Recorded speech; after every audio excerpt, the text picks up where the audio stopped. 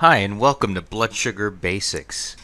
In this presentation, we're going to cover the basics of blood sugar measurement. Then we'll explain the different ways to measure blood sugars and what these measurements mean. We'll cover the normal ranges for each test and how often you should check them. Then we'll talk about why we need to be concerned about even minor elevations in blood sugar. When you're done with this section, you'll be ready to tackle blood sugar mastery. Now let's start with how blood sugar is measured. There are two ways to measure blood sugar. The first is to measure blood sugar, or glucose, directly. This is generally done with a home testing kit by pricking a drop of blood from the finger. This test measures the concentration of glucose in your blood at the exact moment of the test. We like to test blood sugars fasting whenever possible. The other measure is the hemoglobin A1C. This is a way of measuring the average blood sugar over a period of about 3 months.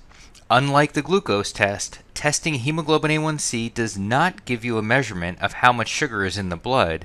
Instead, it tells you what percentage of red blood cells in your body are bound to sugar molecules. Once we know that, we can calculate the average blood sugars over the previous 3 months. All of us should have some amount of glucose in our blood. The normal amount is not zero. Blood sugar, or glucose, is what our cells use for energy, and therefore we are always going to have some sugar in our blood and some proportion of red blood cells that are bound to sugar. As long as the glucose and hemoglobin A1C are in the normal range, we shouldn't have any problems. It's when they start to rise above the normal range that the trouble begins. The normal range for blood sugar is between 70 and 100. Numbers above 100 indicate that our body is no longer able to regulate blood sugar effectively. Between 100 and 124 is generally considered to be prediabetes. Numbers above 125 are considered the diabetic range.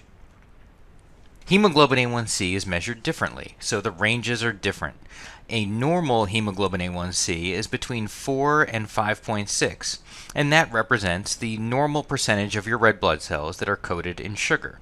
Anything above 5.6 is considered abnormal.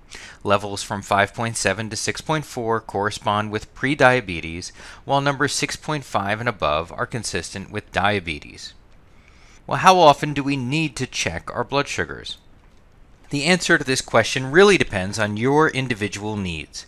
Fasting blood sugars can be checked conveniently at home or on the go, so this test enables you to see results from your blood sugar mastery program fast. If you're taking blood sugar medications, checking your fasting blood sugars with a home monitor helps you prevent blood sugars from going too low as you achieve mastery. Now, if checking blood sugars at home isn't for you, the hemoglobin A1C should be checked every 3 months.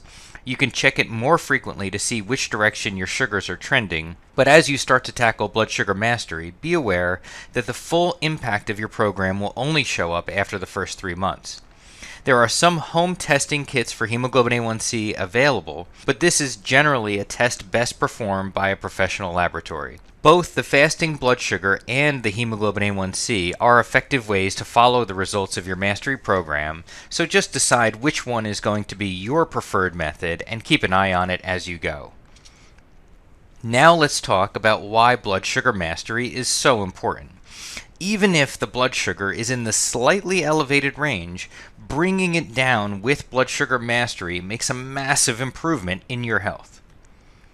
First off, if you have a minor elevation in blood sugars in the pre-diabetic range, every year there's about a 10% chance of progressing to diabetes. This may not sound like much, but it implies a very high probability of developing diabetes over the course of 5 to 10 years. Furthermore, even modest elevations in blood sugars pose the risk of organ damage. The same way that your red blood cells can get coated in sugar, other organs in your body can also get coated in sugar as the blood sugars rise. As you might guess, organs that aren't supposed to get coated in sugar don't work so well when they do get coated in sugar. Some organs that are vulnerable to high sugar levels include the heart, brain, kidneys, eyes, and nerves. High blood sugars increase your risk of a heart attack and stroke, Alzheimer's disease, nerve damage, blindness, and kidney disease, just to name a few. The risk of these can be significant even with modest elevations in blood sugar in the pre-diabetic range. Studies show that untreated prediabetes raises the risk of a heart attack or stroke by up to 20% and increases the risk of dying from any cause by 30%. So taking part in Blood Sugar Mastery already puts you ahead of the pack by eliminating all of these excess risks that come with modest elevations in the blood sugars in the pre-diabetic range. Well, that's enough for the basics. Now it's time to roll up our sleeves and get started with Blood Sugar Mastery.